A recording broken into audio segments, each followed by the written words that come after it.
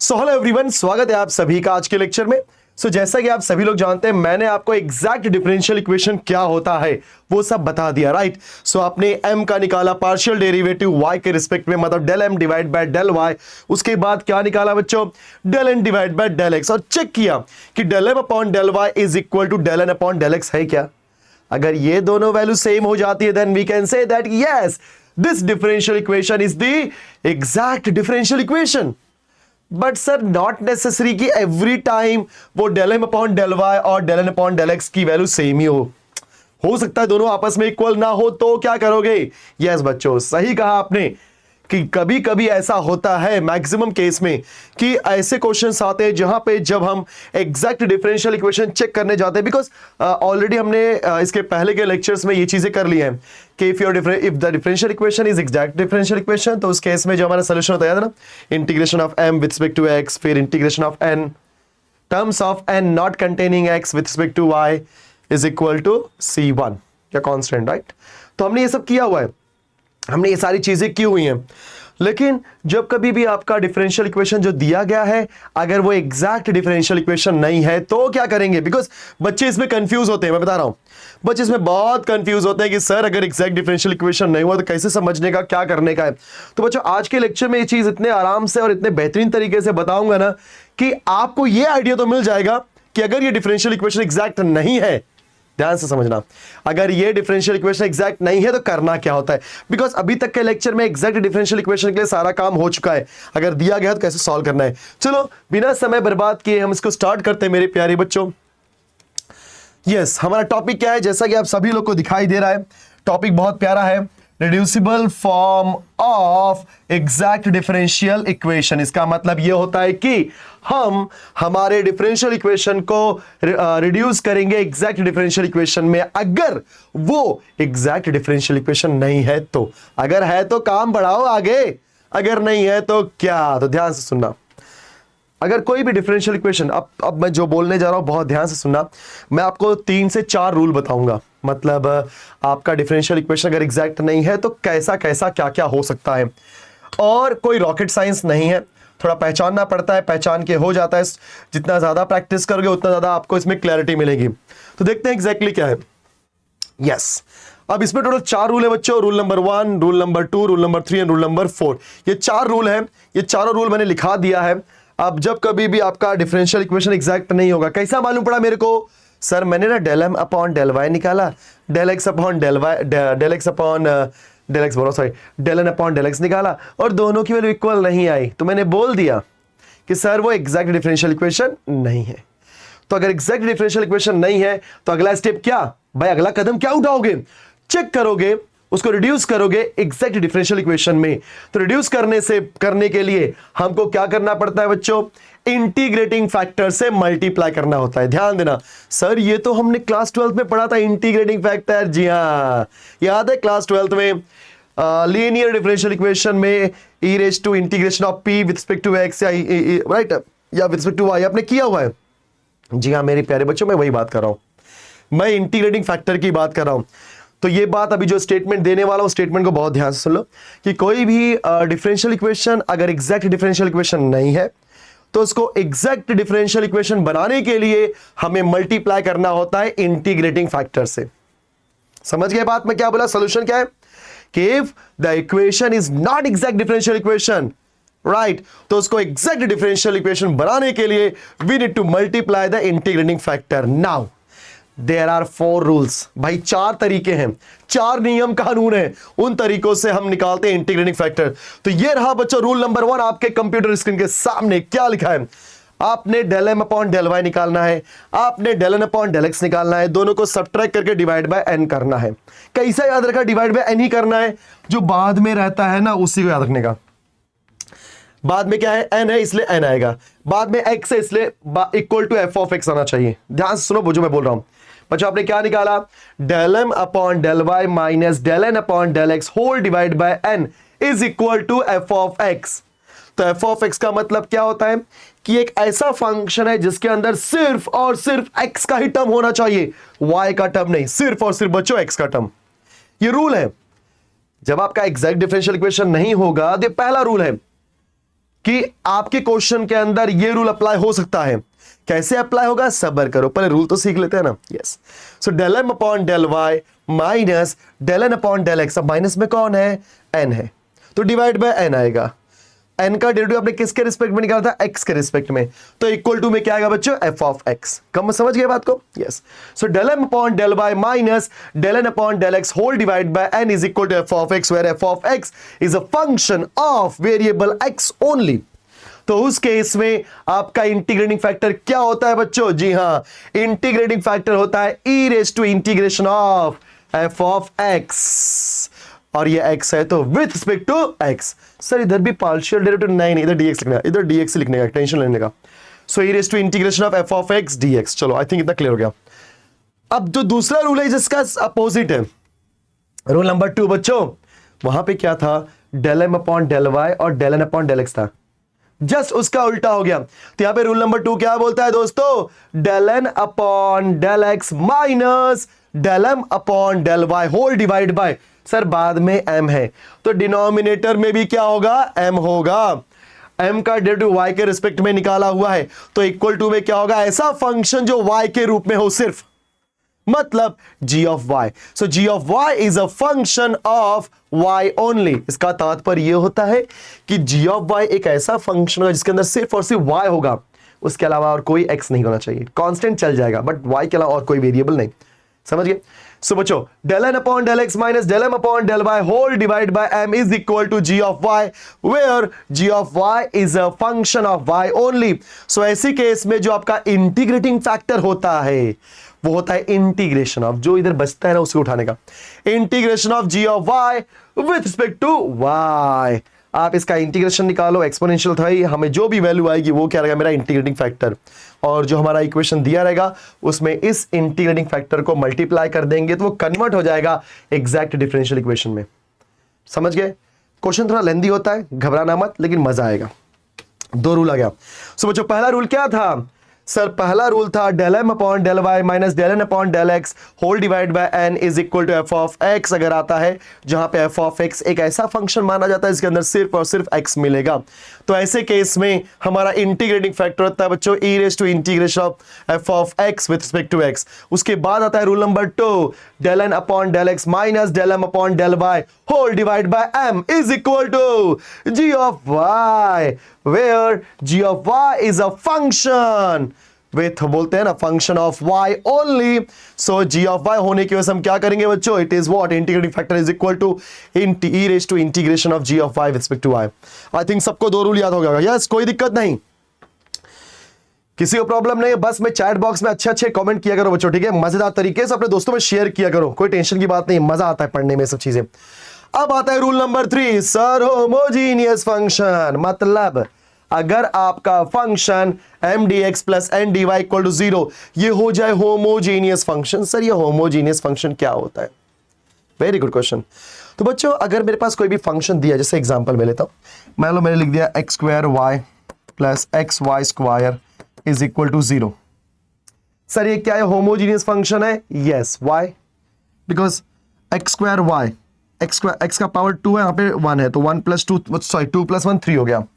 यहाँ पे x का पावर 1 और यहाँ पे 2 है, 1 प्लस 2 3, मतलब जो वेरिएबल्स हैं, not x and y, variables, तो x भी वेरिएबल है, y भी वेरिएबल है।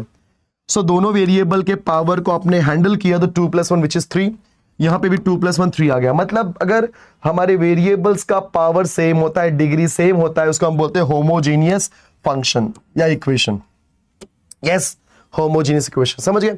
सो यहाँ पे m और n के अंदर जो कुछ भी दिया गया होगा बच्चों उसका पावर सेम होगा। देखने से समझ आता है बच्चों, होमोजीनियस ना देखने पे समझ में आ जाता है। जब मैं क्वेश्चंस कराऊंगा ना तो ऑटोमेटिकली सारी चीजें दिमाग में अपने आप फटाफट बैठते हैं। हाँ सर ने यहाँ पे ये बोला था तो ऐसा क्वेश्चन आ रहा है। Yes, so m d x plus n d y equal to 0। Yes, m d x plus and dy is equal to mdx plus n dy equal to 0 if this function is if this equation is a homogeneous equation in x and y। उस case में आपका integrating factor होता है बच्चों 1 upon mx plus ny। Please ध्यान, mx plus ny, where mx plus ny cannot be equal to 0। वो 0 नहीं होना चाहिए, because if anything 1 upon anything या एनीथिंग अपॉन 0 हो जाता है उसकी वैल्यू क्या होती है बच्चों, नॉट डिफाइंड। समझ गए रूल नंबर 3? यस, एक बार फिर से rule number 1, yes, del m upon del y minus del n upon del x whole divide by n equal to f of x। तो आपका इंटीग्रेटिंग फैक्टर क्या होगा? e raise to integration of f of x dx। Rule number 2 बच्चों, del n divide by del x minus del m divide by del y whole divide by m is equal to g of y। Yes, therefore integrating factor क्या होता है बच्चों? e raised to integration of g of y with respect to y. Next one, m dx plus n dy equal to 0 if this equation is the homogeneous equation। तो वहां पे आपका integrating factor होता है बच्चों 1 upon mx plus ny, where mx plus ny cannot be equal to 0। दूसरा बच्चों, अगर आपका डिफरेंशियल इक्वेशन ऐसा आ जाए, मतलब देखो एक फंक्शन यहां पर है, ध्यान दो, एक फंक्शन ये है, इसमें से आपने y कॉमन लिया, मतलब क्या होगा, यहाँ पे dx है, यहाँ पे dy। सो इस dx के बाजू में y और अंदर कुछ न कुछ तो फंक्शन है जो कि xy के रूप में है, और कुछ कॉमन हो नहीं रहा है, बस y कॉमन हुआ। वैसे यहाँ पर ये मेरा फंक्शन है बच्चों, इस फंक्शन में से आपने x कॉमन लिया तो मुझे क्या मिल गया? x dy। ये बहुत ध्यान से देखो, अगर y dx और यहाँ पे x dy है, इनके अलावा कुछ और भी दिया गया है तो समझ जाना ये हमारा रूल नंबर 4 होता है। मतलब अगर आपका डिफरेंशियल इक्वेशन, मतलब सर कई लोगों ने सर ये क्या है, मतलब ये तो एक फंक्शन रहेगा in terms of x and y, कुछ भी हो सकता है, x plus y into y d x, ऐसा हो सकता है। जैसे मैं एग्जांपल लेता हूं, x square plus y into y d x हो गया, plus x plus y square into x d y हो गया। देखा आपने, तो लगभग सेम ही दिख रहा है। तो यहाँ पे क्या हो गया आपका, कॉमन सेंस ही बात है, राइट। तो dx के बाजू में पूरा m होता है, लेकिन ये टाइप कैसा हो गया, ये मेरा f1x, y हो गया। मतलब ये एक ऐसा फंक्शन जो कि x और y के रूप में इंटू वाई डी एक्स, ये भी एक ऐसा फंक्शन है जो कि x और y के रूप में इंटू एक्स डी एक्स। देखा आपने, तो हमारे पास ये पूरी तरीके से किसके रूप में बन गया बच्चों? This is what in the form of m dx plus n dy। लेकिन ये ऐसे टाइप का इक्वेशन है, तो उस केस में हमारा इंटीग्रेटिंग फैक्टर क्या होता है? 1 upon m x minus n y. Condition यहां पर भी वही है बच्चों कि m x minus n y can not equal to 0। यहाँ पे m का रोल कौन प्ले करेगा? बट ऑब्वियस यार dx के बाजू में जो भी होता है सब m का रोल प्ले करता है, dy के बाजू में जो भी रहेगा वो n का रोल प्ले करेगा। देखा, तो ये 4 रूल थे बच्चों, मैंने आपको चारों के चारों रूल बहुत अच्छे से बता दिया है। आई होप सबको याद रहेगा। नहीं याद है टेंशन मत लो, एक बार फिर से रिवाइज करना, अदरवाइज मैं फिर से जब इसके क्वेश्चंस कराऊंगा तो हो जाएगा। लेकिन जाने से पहले एक क्वेश्चन तो करेंगे। यस, तो हम बात कर रहे हैं बच्चों रूल नंबर 1 की। अभी जो मैं क्वेश्चन कराने वाला हूं रूल नंबर 1 के बारे में कराने वाला हूं। तो रूल नंबर 1 मैंने आपको ऑलरेडी एक्सप्लेन किया हुआ है कि if it is del m upon del y minus del n upon del x, right, whole divide by n is equal to f of x, then आपका f ऑफ x क्या हो जाएगा sir? f of x का मतलब integrating factor that is i f is equal to e raise to integration of f of x dx। ठीक है, अब मैं इसका वर्किंग रूल बताता हूं, एक छोटा सा हाईलाइट करता हूं बच्चों। इसका वर्किंग रूल क्या होता है? करना वही है जो आपने किया है पहले, आपने एग्जैक्ट डिफरेंशियल इक्वेशन जैसे सॉल्व किया, करना वैसे ही है, कोई नई चीज नहीं है बच्चों, कोई नई चीज नहीं है। आपके पास स्टेप नंबर 1 है m d x plus n d y, ये मैं इसका आपको वर्किंग रूल बता रहा हूं। ओके, आपको मैं वर्किंग रूल बता रहा हूं। तो m d x plus n d y is equal to 0 दिया रहेगा। चलो दिया रहेगा, चलो स्टेप नंबर 1। स्टेप नंबर 2 आप क्या निकालोगे? m और n की वैल्यू। स्टेप नंबर 3 आप क्या निकालोगे बच्चों? del m divide by del y, और क्या निकालोगे? del n divide by del x, जो अभी तक आप करते आए हैं। तो चेंज कहां होगा? जरा ध्यान देना, ये जो मैं बता रहा हूं, मतलब हमारा डिफरेंशियल इक्वेशन अगर एग्जैक्ट नहीं है तो उसे एग्जैक्ट में कन्वर्ट करना पड़ेगा। और बच्चों याद रखना, दिमाग में बात बैठा लो, अगर वो एग्जैक्ट डिफरेंशियल इक्वेशन बन गया, अरे तो जो हमने एग्जैक्ट डिफरेंशियल इक्वेशन को सॉल्व करने के लिए पूरा मेथड फॉलो किया था वही करना है, नया कुछ नहीं है। तो वर्किंग रूल में आपको समझेगा कि एग्जैक्टली मैं क्या बोलना चाह रहा हूं। निकाल दिया। Now you are going to check कि del m upon del y is equal to del n upon del x। बच्चों आप सभी लोग जानते हैं कि del m upon del y और del n upon del x ये दोनों आपस में इक्वल हो जाते हैं। So yes, it is exact differential equation. काम खत्म, समझ गए बात? काम खत्म। मतलब एग्जैक्ट डिफरेंशियल इक्वेशन का सॉल्यूशन क्या होता है? Integration of m with respect to x plus integration of what? Terms of n not containing x equal to 0, right. वो सॉल्व करेंगे, आंसर आ जाएगा। लेकिन यहां पे तुमको रिड्यूस करना पड़ रहा है। रिड्यूस करना है मतलब एग्जैक्ट डिफरेंशियल इक्वेशन में कन्वर्ट करना है। सो कहने का तात्पर्य यह है कि ये मेरा एग्जैक्ट डिफरेंशियल इक्वेशन नहीं है। So here del m upon del y is not equal to del n upon del x. हो गया बच्चों, वेरी नाइस। ऐसे केस में क्या निकालोगे? Integrating factor. क्या निकालोगे दोस्तों? Integrating factor. अब इंटीग्रेटिंग फैक्टर के लिए आप रूल नंबर 1 यूज कर सकते हो, रूल नंबर 2 यूज कर सकते हो, रूल नंबर 3 यूज कर सकते हो, रूल नंबर चौथा। चारों रूल में से कोई एक रूल यूज कर सकते हो, ठीक है। नेक्स्ट स्टेप, इंटीग्रेटिंग फैक्टर निकालने के बाद मल्टीप्लाई इंटीग्रेटिंग फैक्टर, इसको बोल दो इक्वेशन नंबर 1, चलेगा? इन इक्वेशन 1। सो बच्चों जब आप इक्वेशन 1 में मल्टीप्लाई करोगे अपने इंटीग्रेटिंग फैक्टर को, तो ये m क्या बन जाएगा जानते हो? m dash dx plus n dash dy।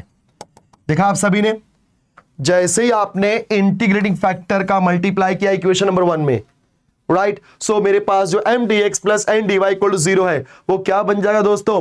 m dash dx plus n dash dy बन जाएगा। मतलब मेरे पास अभी न्यू m डैश और n डैश मिलेगा।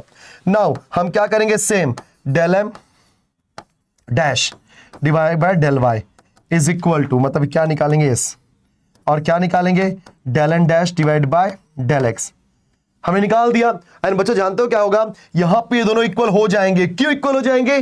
क्योंकि हम इस डिफरेंशियल इक्वेशन को, जो कि एग्जैक्ट डिफरेंशियल इक्वेशन नहीं था, उसको कन्वर्ट करने के लिए तो ये सारा तिकड़मबाजी किया हुआ है कि नहीं? When it is not a differential exact differential equation, तो हमने क्या निकालना है? Integrating factor using any one of the rules. उसके बाद उस इंटीग्रेटिंग फैक्टर को मल्टीप्लाई करना है अपने इक्वेशन के अंदर। समझा तुम लोग को? एकदम कोई जल्दबाजी नहीं, आराम से समझने का, कोई टेंशन की बात नहीं है। एक्चुअली कॉन्सेप्ट इतना मजेदार है ना कि मुझे जोश आ रहा है और बहुत ज्यादा। तो अगर ये एग्जैक्ट डिफरेंशियल इक्वेशन नहीं है तो आप इंटीग्रेटिंग फैक्टर निकालोगे चारों में से कोई भी एक रूल यूज करके। आपके दिमाग में सबसे बड़ा क्वेश्चन ये होगा, सर चारों में से कौन सा इंटीग्रेटिंग फैक्टर, कौन सा रूल यूज करें? रूल 1 यूज करोगे, रूल 2 यूज करोगे, रूल 3, वो बताऊंगा। क्वेश्चन जब सॉल्व करूंगा तो क्वेश्चन के अंदर क्या क्या है चीजें, वो सब एक्सप्लेन करूंगा धीरे-धीरे, ठीक है? कि रूल 1 अप्लाई करना है या रूल 2 अप्लाई करना है या होमोजीनियस वाला अप्लाई करना है, f1x, y वाला अप्लाई करना है, कौन सा रूल अप्लाई करना है, सब बताऊंगा। बस आपको रूल आपके दिमाग में होना चाहिए। तो आपने कोई भी एक रूल अप्लाई किया, उससे मेरे को क्या मिल गया? Integrating factor. मल्टीप्लाई किया, मल्टीप्लाई करने से m बन गया m डैश, मतलब m की वैल्यू चेंज हो गई। पहले कुछ और थी, अब बदल चुकी है। n की वैल्यू कुछ और हो गई, तो हमने उस नई वैल्यू को किससे दिखाया बच्चों? m डैश और n डैश से। अब जब आप निकालोगे del m dash divide by del y और del n dash divide by del x, आप जानते हो क्या देखोगे? दोनों आपस में इक्वल आएंगे। अगर बच्चों दोनों आपस में इक्वल हो गए, बस now it is exact differential equation. सही है।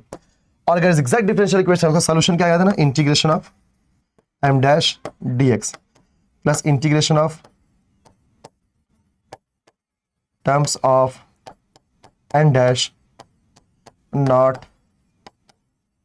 कंटेनिंग x, देखा आपने, इंटू dy। क्लियर बच्चों? Into dy, right, is equal to से। ये आपने किया है, मतलब इसमें सिर्फ और सिर्फ ये एक्स्ट्रा चीज ऐड हुई है, आप इतना याद रखना।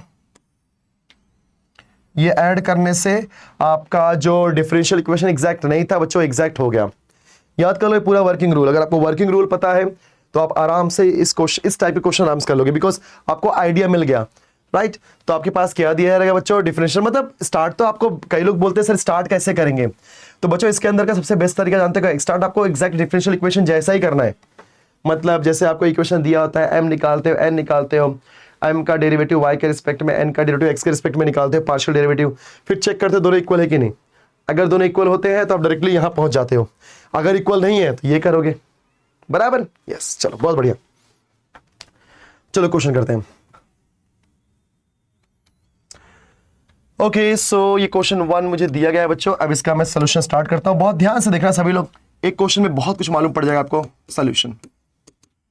तो यहाँ पे क्या लिखा है दोस्तों, अगर आप ध्यान से प्यार मोहब्बत से देखेंगे यहाँ पर क्वेश्चन को, तो एक अच्छे तरीके से गाइस सॉल्व, ऑब्वियस सी बात है, solve x square plus y square plus 1 dx minus 2xy dy equal to 0। अगर आप इस क्वेश्चन को बहुत ध्यान से देखेंगे तो यहाँ पे m और n की वैल्यू बहुत क्लियरली लिखी है, इट इज लिखता हूं पहले मैं, since x square plus y square plus 1 into d x minus 2 times of x y into d y is equal to 0।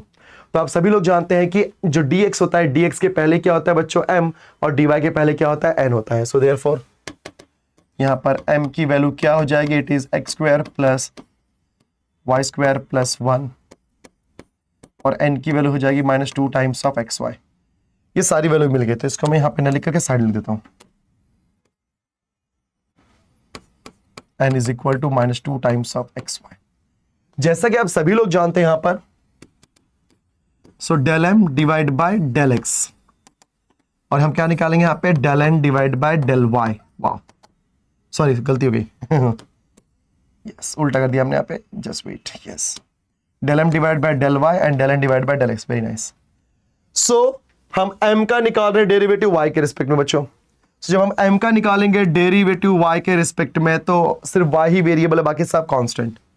तो एक्स स्क्वायर कांस्टेंट है, डेरिवेटिव था ना, हम इसका डेरिवेटिव निकाल रहे हैं y के रिस्पेक्ट में, एक्स स्क्वायर कांस्टेंट क्या हो जाएगा 0, वाई स्क्वायर का डेरिवेटिव होता है 2y, 1 constant 0। So finally del m divide by del y is equal to, मुझे क्या मिला दोस्तों, 2y। वाओ, मजा आ गया। चलो आ जाओ इसको बॉक्स में ला देता हूं, इसको इक्वेशन 1 बोल देता हूं, चलेगा, यस, ओके। एक्स के रिस्पेक्ट में तो -2y कांस्टेंट, एक्स का डेरिवेटिव एक्स के रिस्पेक्ट में क्या होता है दोस्तों, 1। अब कई लोग बोलेंगे सर यहाँ पे 2y कांस्टेंट तो आपने 0 क्यों नहीं किया, वो वेरिएबल के साथ में है ना बेटा। कांस्टेंट अगर अकेला होता है तो उसका डेरिवेटिव 0 होता है, अगर वो किसी वेरिएबल के साथ में तब वो 0 नहीं होता है। बात दिमाग में बैठा लो। यहां पर क्या था, x square constant, because with respect to y है, तो एक्स स्क्वायर कांस्टेंट अकेला 0, 1 कांस्टेंट अकेला 0, वाई स्क्वायर 2y। यहां पर x, मतलब ऑब्वियसली बात है, विद रिस्पेक्ट टू x निकाल रहे, डेरिवेटिव -2y कांस्टेंट है, बट वो इनटू x है, प्लस x नहीं है, प्लस होता तो डायरेक्टली 0 हो जाता। तो ये हमारा जो del m divide by del x है, which is -2y। ऑलराइट, चलो, therefore del m divide by del y is equal to del n divide by del x। Check कर लेते हैं एक बार, ये 2, ओ हो नहीं है भाई बच्चों, नहीं है, देख लो, देखा। सो यहां पर del m divide by del y is not equal to del n divide by del x। तो इतना तो आपको मालूम पड़ गया, यहां पे इक्वल नहीं, अगर इक्वल नहीं है मतलब ये क्या हो गया, आपका एग्जैक्ट डिफरेंशियल इक्वेशन नहीं हुआ। So therefore given equation is not exact. Wow, तो बच्चों यहां पर हमारा जो इक्वेशन है वो एग्जैक्ट डिफरेंशियल इक्वेशन नहीं है, राइट। अब हमें समझना पड़ेगा, ओहो हो, मजेदार तरीके से। चलो देखते आगे बढ़ते हैं। चलो, तो इतना होने के बाद अब हम फिर से क्या करेंगे बच्चों, ध्यान देना, अभी हमारे पास एग्जैक्ट डिफरेंशियल इक्वेशन नहीं है, तो वर्किंग रूल के हिसाब से हमारा रूल नंबर 1 अप्लाई करने वाले हैं। एक्चुअली जो रूल नंबर 1, रूल नंबर 2 है, आप सभी लोग जानते हैं। रूल नंबर 3, रूल नंबर 4 तो फिक्स है, बिकॉज जानते हो कैसा, रूल नंबर 3 के लिए होमोजीनियस आ गया तो वो रूल नंबर 3 अप्लाई होता है, ऐसा दिख गया तो रूल नंबर 4 अप्लाई होता है, राइट ना। खाली सबसे बड़ा प्रॉब्लम होता है बच्चों रूल नंबर 1 एंड 2 में। तो रूल नंबर 1 एंड 2 में जब आप सॉल्व करोगे क्वेश्चन को ना, आपको अपने आप समझ में आ जाएगी क्या करने वाले हो, ठीक है। आपको मैं बताऊंगा क्वेश्चन करके, देखो। तो मैं पहले क्या निकालूंगा यहाँ पे,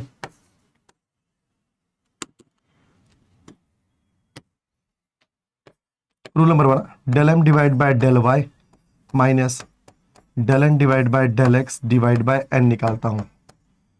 तो what is del m upon del y बच्चों, del m upon del y is 2y minus del n upon del x is -2y whole divide by n। n की वैल्यू क्या है बच्चों, इट इज -2xy। क्योंकि ये क्या बोलता है कि जब del m upon del y minus del n upon del x करते हो, डिवाइड बाय n करते हो, तो इसका जो आंसर आना चाहिए वो x के रूप में आना चाहिए, याद है ना। क्योंकि यहाँ पे जो सेकंड वाला बंदा उसको हम देखते हैं, तो यहाँ पे n है तो नीचे n होता है, और इसके आपने डेरिवेटिव x निकाला है, तो इक्वल टू में कुछ भी आएगा वो x होना चाहिए, समझे बात। इक्वल टू में कुछ भी आएगा वो x आना चाहिए, अगर x नहीं आ रहा है मतलब कहीं ना कहीं गलत है। तब आपको क्या करना पड़ेगा, del n upon del x minus del m upon del y करना पड़ेगा। मतलब अगर आपने ध्यान दिया होगा इस बच्चे को रूल को, तो रूल क्या बोलता है कि जब इसको आप सॉल्व करते हो तो क्या आना चाहिए आपके पास, एफ ऑफ एक्स आना चाहिए ना। मतलब एक ऐसा फंक्शन जो एक्स के रूप में आए, एक ऐसा फंक्शन जो एक्स के रूप में है। अगर फंक्शन एक्स के रूप में आ रहा है मतलब आपने सही किया हुआ है, सब कुछ सही जा रहा है। इन केस ये फॉर्मूला अप्लाई किया और एक्स ना आगे कुछ और आ गया, मतलब कहीं ना कहीं कुछ गलत है, तब आपको उल्टा करना पड़ेगा, del n upon del x minus del m upon del y, मतलब रूल नंबर 2 पे आना पड़ेगा। समझ गए बात कैसे हो रहा है? नहीं समझा? मैं फिर से बताता हूं। रूल नंबर 1 क्या बोलता है बच्चों कि हमने del m upon del y, because आपको ये चेक करना पड़ेगा क्योंकि ये ना ही होमोजेनियस इक्वेशन है ना ही f one x comma y x sorry y d x plus f two x comma y x d y is equal to 0, ये टाइप दोनों टाइप नहीं है। बिकॉज रूल नंबर 3 और रूल नंबर 4 का जो टाइप होता है एकदम डायरेक्ट टाइप है, क्वेश्चन देखने से समझ में आता है कि हाँ अपने को होमोजेनियस अप्लाई करना है, क्या करना है। लेकिन जब भी आपका इक्वेशन होमोजीनियस नहीं होगा या टू टाइप नंबर या रूल नंबर 3-4 के हिसाब से नहीं है, उस केस में या तो रूल नंबर 1 लगता है तो रूल नंबर 2 लगता है। ये सब बच्चे इसमें बहुत कंफ्यूज होते हैं, तो घबराना नहीं है। आप सबसे पहले रफ में ये चीज़ निकालो और देखो कि equal to f of x आ रहा है क्या। अगर मतलब equal to f of x मतलब इक्वल टू समथिंग एक्स के रूप में आ रहा है क्या। अगर एक्स के रूप में आया मतलब आपने सही किया हुआ है, एक्स के रूप में नहीं आया तो आप रूल नंबर 2 अप्लाई करना। अगर रूल नंबर 2 करने के बाद वाई के रूप में आ रहा है मतलब आपने सही किया। समझ गए बात? ऐसा। तो जब मैं सम्स कर रहा हूं तो देखो जरा सब लोग क्या हो रहा है exactly. Minus minus plus 2 plus 2 होता है 4y, this is minus 2xy, जो 2 2 जा 4y cancel, it is minus 2 upon x. Wow, आप देख रहे हो एग्जैक्टली क्या हो रहा है। अभी आपको समझेगा मैं क्या बात कब से बोल रहा था। मतलब जब आप ये करते हो तो आपको क्या मिलना चाहिए, एफ ऑफ एक्स मिलना चाहिए। राइट, यस, सही बोला दोस्तों, आपको एफ ऑफ एक्स मिलना चाहिए। मतलब एक ऐसा फंक्शन जो पूरी तरीके से एक्स के रूप में हो, है ना। कहीं पर भी वाई दिख रहा है क्या? नहीं। अगर यहां पे वाई दिख गया होता मतलब आपने गलत किया है, आपने गलत रूल अप्लाई कर दिया। बात समझ में आ गया? यस, चलो आ जाओ। नाउ Therefore आपका जो इंटीग्रेटिंग फैक्टर होगा it is what, e raise to integration of f of x d x. Very nice. Therefore integrating factor is equal to e raised to integration of what is your f of x बच्चों, minus 2 upon x, minus 2 upon x into dx। minus 2 constant आपने side में कर दिया, थोड़ा दिमाग लगाओ अपने पास आ जाएगा। e raised to minus 2 side में integration of 1 upon x dx। चलो 1 अपॉन एक्स का इंटीग्रेशन क्या होता है अगर आपको याद है बचपन की बातें। सो बच्चों 1 अपॉन एक्स का इंटीग्रेशन होता है log of x. So integrating factor क्या हो जाएगा, e raise to minus 2, 1 upon x का integration is log x. Very nice. आपने इंटीग्रेटिंग फैक्टर कॉपी किया, -2 को भेज दो एक्स के पावर में, e raise to log of x का पावर -2 हो जाएगा। अब बचपन में आपने एक रूल सीखा था कि e raise to log of x दिया रहेगा, याद रखना। लॉग का बेस कुछ भी नहीं है, बाय डिफॉल्ट बेस ई है। मैथमेटिक्स यही बोलता है बच्चों, अगर लॉग का बेस कुछ भी नहीं है तो बाय डिफॉल्ट मैथमेटिक्स में इसका बेस क्या होता है दोस्तों, ई होता है। हाँ सर। और याद रखना एक्सपोनेंट का ये जो बेस हो और ये बेस, अगर लॉग और पावर दोनों मतलब इन दोनों का बेस, ये दोनों बंदे अगर सेम होते हैं, समझ जाना ये खत्म हो जाएगा, सिर्फ क्या बचेगा, एक्स। ये नियम था, a raise to log of x to the base a is equal to x। देखा आपने? तो अगर ये बेस और ये बेस सेम है, याद है एक्सपोनेंट, ये घातांक या जिसे आप बोलते हैं ना एक्सपोनेंट, ये एक्सपोनेंट का पावर में जो एक्सपोनेंट का बेस होगा और यहाँ पे लॉग का बेस है, अगर ये दोनों बेस सेम होते हैं तो जो बचता है उसी का आपको निकालना होता है दोस्तों आंसर। तो बस वही चीज़ यहाँ पे होने वाली है। आई होप सबको समझ में आ गया होगा ये चीज़। तो ये देखो ये बेस यहाँ पे ई है, यहाँ पे कुछ नहीं तो बाय डिफॉल्ट ई होगा, कंफर्म। ये बेस और ये बेस सेम है, तो आपका इंटीग्रेटिंग फैक्टर क्या हो जाए बच्चों, एक्स रेज टू -2। कुछ गलती हुई क्या? नहीं, बराबर है ना। वो आपका इंटीग्रेटिंग फैक्टर हो जाएगा 1 upon x square. Very nice. I hope यहां तक क्लियर होगा। सही है? यस, चैट बॉक्स बता देना बच्चों। और एक बात और मैं बता देना चाहता हूं, जो हमारा दीनेश सर इंजीनियरिंग ऐप है वहां पर ऑलरेडी ये पूरा पूरा चैप्टर हो चुका है। जो भी बच्चे पहले से अपनी स्टडी खत्म करना चाहते हैं वहां पे जाके फटाफट कोर्स में इनरोल कर लो। इनरोल करके बेहतरीन तरीके से पढ़ाई करना स्टार्ट कर दो, ये सब ऑलरेडी हो चुका है। ठीक है बच्चों, एकदम बेहतरीन तरीके से, बेस्ट कंटेंट है, इससे अच्छा कंटेंट कहीं आपको मिलेगा ही नहीं, राइट। आपको फिर ट्रस्ट दिखाना है हमारे ऊपर, क्योंकि देखो इंजीनियरिंग है, आपको मैं चाहूँ तो बहुत सारी चीज़ें कर सकता हूँ, लेकिन बहुत सारी चीज़ें मतलब ऑब्वियसली बात है यार, इंजीनियरिंग में आपको इतना सीरियस होना पड़ेगा। एक एक क्वेश्चन का आप देखते हो सोल्यूशन 2-2 3-3 पेज का होता है, तो आपको सीरियस होना ही पड़ेगा, है कि नहीं? यस यस, थोड़ा बहुत मस्ती करेंगे और सीरियस मेन लेंगे। तो अभी तक हमने क्या किया दोस्तों, सबसे पहले हमारे पास m d x plus n d में से हमने एम निकाला, एन निकाला, फिर दोनों को चेक किया कि एग्जैक्ट डिफरेंशियल इक्वेशन है कि नहीं, तो नहीं था, तो हमने del m upon del y minus del n upon del x whole divide by n के लिए सॉल्व किया, देखा हमें 1 - 2 अपॉन एक्स मिला, मतलब पूरी तरीके से x which is F of x. Now आपने निकाल दिया इंटीग्रेटिंग फैक्टर। अब इतना होने के बाद मैंने आपको अच्छे से बताया था कि जब कभी भी आपको इंटीग्रेटिंग फैक्टर आएगा तो उसको मल्टीप्लाई करोगे अपने इस डिफरेंशियल इक्वेशन के अंदर, देखा। तो first step, second step, third step integrating factor. Now fourth step is multiply integrating factor in equation 1। तो इक्वेशन 1 क्या है बच्चों, x square plus y square plus 1, x square plus y square plus 1 into d x minus 2xy dy, 2xy dy। चलो अभी आप integrating factor यहां पे कौन है बच्चों, 1 upon x square, 1 upon x square multiply से करो, तो x square plus y square plus 1 into 1 upon x square d x minus 2 times of x y into 1 upon x square d y. Zero में किया तो आता है zero, देख लो हमने पूरे इक्वेशन में बच्चों x square 1 upon x square से मल्टीप्लाई किया। तो ये इंपॉर्टेंट चीज है बच्चों, जरा भी गलती नहीं होनी चाहिए, गलती होगी दिक्कत जाएगी, ठीक है। चलो अभी आप 1 अपॉन एक्स स्क्वायर सबके पास लेके जाओ, इसके पास लाया तो x square upon x square जो कि हो जाएगा 1, इधर लाया तो y square upon x square, 1 के नीचे लाया तो 1 अपॉन एक्स स्क्वायर, देखा आप सभी ने, यस, डी एक्स माइनस एक एक्स जाएगा तो 2y upon x d y. Now अब बच्चों क्या हुआ, मेरे पास नया आ गया m और नया आ गया n, तो ये क्या हो गया आपका m dash d x plus n dash d y, याद है ना, बताया था मैंने।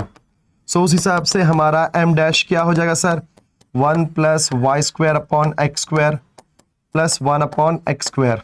साइड में आ जाओ, फिर से वही प्रोसेस, बिकॉज अभी हमारे पास एक नया डिफरेंशियल इक्वेशन आ गया आफ्टर मल्टीप्लाइंग इंटीग्रेटिंग फैक्टर, देखा। मतलब जब हम एग्जैक्ट डिफरेंशियल इक्वेशन में कन्वर्ट कर दिए, मतलब मेरे पास एक ऐसा डिफरेंशियल इक्वेशन अब बन चुका है जो कि एग्जैक्ट डिफरेंशियल इक्वेशन है। तो भाई प्रोसेस तो करना ही पड़ेगा, जो एग्जैक्ट डिफरेंशियल इक्वेशन का होता है उससे दूर तो भाग नहीं सकते। जी हाँ, यहां पे बच्चा आपका n डैश हो जाएगा minus 2y upon x. Wow, so मेरे पास नया m डैश और n डैश मिल चुका है। तो प्रोसेस तो वही है जैसा इधर किया था, बस हमने यहाँ पे एग्जैक्ट डिफरेंशियल इक्वेशन नहीं होने की वजह से इंटीग्रेटिंग फैक्टर निकाला, उसको मल्टीप्लाई किया, तो जो नया डिफरेंशियल इक्वेशन मिला वो मेरे को क्या मिला, चेक करते हैं एग्जैक्ट है कि नहीं। चलो सो हम क्या करेंगे, same del m dash divide by del y, ठीक है।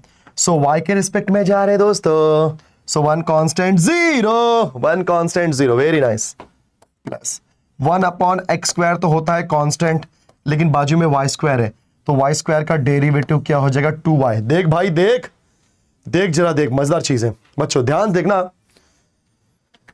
Because y square upon x square का निकालने जाओगे derivative with respect to y, तो y वेरिएबल होगा, 1 अपॉन एक्स स्क्वायर कांस्टेंट, उसको साइड में किया, बिकॉज ये 1 अपॉन एक्स स्क्वायर y के साथ में आया हुआ है। अगर कोई भी कांस्टेंट वेरिएबल के साथ में आता है तो वो जीरो कभी नहीं हो सकता, उसको साइड में करना पड़ता है। सो 1 अपॉन एक्स स्क्वायर मैंने साइड में कर दिया। नो वाई स्क्वायर का डेरिवेटिव क्या हो जाएगा, 2y प्लस ये 1 अपॉन एक्स स्क्वायर पूरी तरीके से कांस्टेंट है, बिकॉज कहीं पर भी आपको y का नामो निशान तक नहीं दिख रहा है, और डेरिवेटिव क्या बोलता है अगर कांस्टेंट तो zero. Now del m dash divide by del y is equal to, हमको पता है एग्जैक्ट डिफरेंशियल इक्वेशन बन चुका है, बट अपने को वेरीफाई करना कंपलसरी है। Now it is 2y upon x square मिल चुका है। आ जाओ यहां पे, del n dash divide by बच्चों del x, okay. So minus 2y constant है, साइड में किया हमने। बच्चों 1 अपॉन एक्स का डेरिवेटिव क्या होता है sir, minus 1 upon x square, so minus 1 upon x square, so del n dash divide by del x। Minus minus plus, it is 2y upon x square. Wow,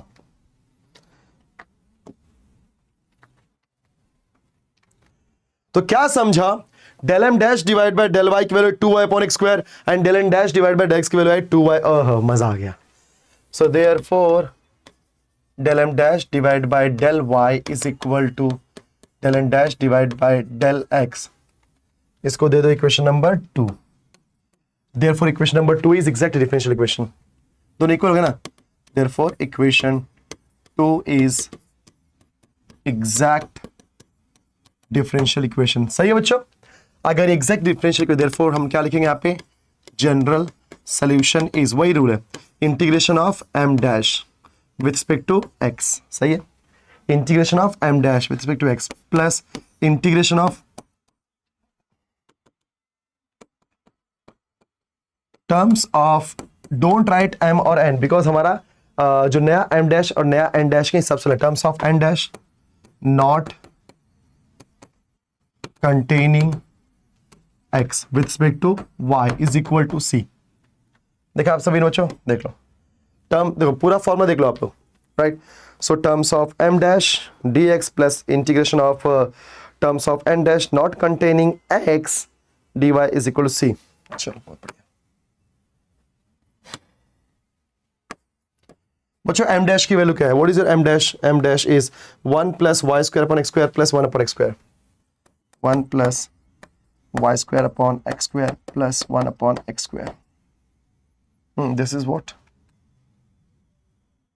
हाँ सही है, सही है। dx plus integration of terms of n dash not containing x, मतलब n dash के पास जाओ और जहां जहां पे x उसको भूल जाओ। आया कहाँ? जल्दी आ भाई। हाँ आया, x है, एक ही टर्म है उसमें भी एक्स है, मतलब कुछ नहीं लेंगे ना, एक ही टर्म है उसमें भी एक्स है। बिकॉज उसने क्या बोला है कि एन डैश के आप वो टर्म लो जिसके अंदर एक्स ना हो। तो सर एक ही टर्म है उसके अंदर एक्स है, मतलब कुछ नहीं आएगा मेरे पास, तो कुछ नहीं आया मतलब क्या हो जाएगा? 0 dy। देखा आपने? बढ़िया चीज होता है ना, एक बंदा ऐसे ही मर जाता है, खत्म हो जाता है, तो ये सबसे बढ़िया चीज मानी जाती है। चलो उड़ा देते हैं इसको फटाफट से। चलो ये हो जाएगा आपका integration of, it is 1 plus y square upon x square plus 1 upon x square dx is equal to c। चलो अब बच्चों हमें इसका इंटीग्रेशन निकालना है, बस यही जो आपने इंटीग्रेशन निकाला फाइनली वही मेरा आंसर होगा। तो जैसा कि आप सभी लोग जानते हैं, जब आप इंटीग्रेशन निकालोगे तो 1 का इंटीग्रेशन x के रिस्पेक्ट में x होता है। सही है ना बच्चों? 1 का इंटीग्रेशन x के रिस्पेक्ट में x होता है। अब ये वाई स्क्वायर कॉन्स्टेंट, आपने वाई स्क्वायर साइड किया बिकॉज जब आप एक्स के रिस्पेक्ट में इंटीग्रेशन निकालो तो वाई स्क्वायर साइड में। अब बताओ 1 अपॉन एक्स स्क्वायर का इंटीग्रेशन कैसा आएगा? ओ हो कैसा आएगा? याद कर लो, जैसे 1 अपॉन एक्स का डेरिवेटिव होता है माइनस 1 अपॉन एक्स स्क्वायर, वैसे 1 अपॉन एक्स स्क्वायर का इंटीग्रेशन होता है बच्चों माइनस 1 अपॉन एक्स। ठीक है, क्या आएगा बच्चों? Minus 1 upon x. याद करो, बताता हूं मैं आपको। Integration of 1 upon x square dx is always equal to minus 1 upon x plus c. क्योंकि हम सब जानते हैं ना बेटा कि 1 अपॉन एक्स का derivative minus 1 upon x square, minus 1 upon x square, minus उधर भेज दिया तो 1 अपॉन एक्स स्क्वायर का इंटीग्रेशन माइनस 1 अपॉन एक्स। याद कर लो। सो वाई स्क्वायर साइड में बचा 1 अपॉन एक्स स्क्वायर, बचा 1 अपॉन एक्स स्क्वायर का इंटीग्रेशन माइनस 1 अपॉन एक्स। यहां पर भी 1 अपॉन एक्स स्क्वायर है, 1 अपॉन एक्स स्क्वायर का integration minus 1 upon x is equal to c. यहां आ जाओ, सिंप्लीफाई कर लो। So therefore x minus y square upon x minus 1 upon x is equal to c. So this is the answer. I know लेंदी है but मजेदार है, लेंदी तो है बट मजेदार है। देखा आपने कैसे किया? हमने पहले इक्वेशन लिया, del y upon del m, del n upon del x निकाला और दोनों आपस में इक्वल नहीं मिले। That means it is not exact differential equation. तो हमने क्या निकाला? रूल नंबर 1 के हिसाब से del m upon del y minus del n upon del x निकाला।